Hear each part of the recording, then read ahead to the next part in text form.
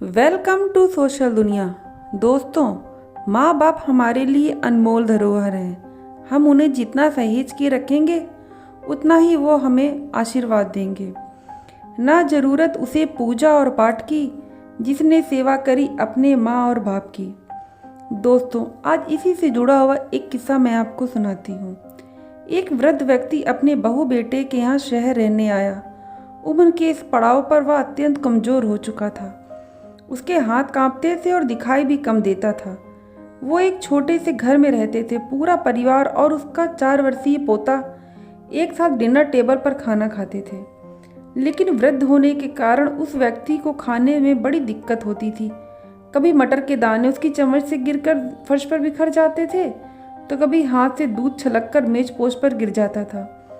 बहू बेटे 1-2 दिन ये सब सहन करते रहे, पर अब उन्हें अपने पिता की इस काम से चिढ़ होने लगी थी। उन्हें इसका कुछ न कुछ करना पड़ेगा। लड़के ने कहा। बहू ने भी कहा हाँ में हाँ मिलाई और बोली, आखिर हम कब तक इनकी वजह से अपने खाने का पूरा मज़ा किरकिरा करते रहेंगे, और हम इस तरह चीज़ों का नुकसान होते हुए भी तो नहीं देख सकते।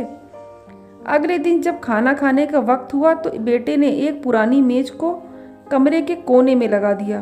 अब बूढ़े पिता को वहीं अकेले बैठकर अपना भोजन करना था। यहाँ तक कि उनके खाने के बर्तनों की जगह एक लकड़ी का कटोरा दे दिया गया, ताकि अब वो बर्तन ना टूट फूट जाएं। बाकी सब लोग पहले की तरह ही आराम से बैठकर खाते। जब कभी कभार उस बुजुर्ग की तरफ देखते तो उनकी आंखों में आंसू दिखाई देते। यह देखकर भी बहू बेटे का मन नहीं पिघलता। वो उनकी छोटी से छोटी गलती पर ढेरों बातें सुना देते। वहाँ बैठा बालक भी यह सब बड़े ध्यान से देखता था और अपने में मस्त रहता था। एक रात खाना खाने से पहले उस छोटे बालक को उसके माता पिता ने जमीन पर बैठकर कुछ करते हुए देखा। तुम यह क्या बना रहे हो? पिता ने पूछा। बच्चे ने मासूमियत के साथ उत्तर दिया, अरे मैं तो आप लोगों के लिए एक लकड़ी का कटोरा बना रहा हूँ, ताकि जब मैं बड़ा हो जाऊँ तो आप लोग उसमें खा सकें। और वह पुनः अपने काम में लग गया।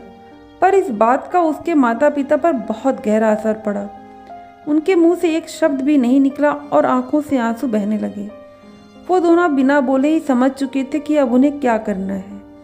उस रात वो अपने बूढ़े पिता को वापस डिनर टेबल पर ले आए और फिर उन्हें उनके साथ अभद्र व्यवहार कभी भी नहीं किया। दोस्तों, माँ बाप के साथ हम जैसा व्यवहार करेंगे, हमारे बच्चे भी आगे चलकर हमारे साथ वैसा ही व्यवहार करेंगे। ये एक संस्कार है जो हमें अपने बच्चों को देना है।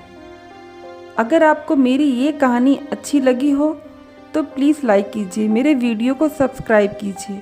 मिलती हूँ कल फिर एक नई कहानी के साथ। Thank you.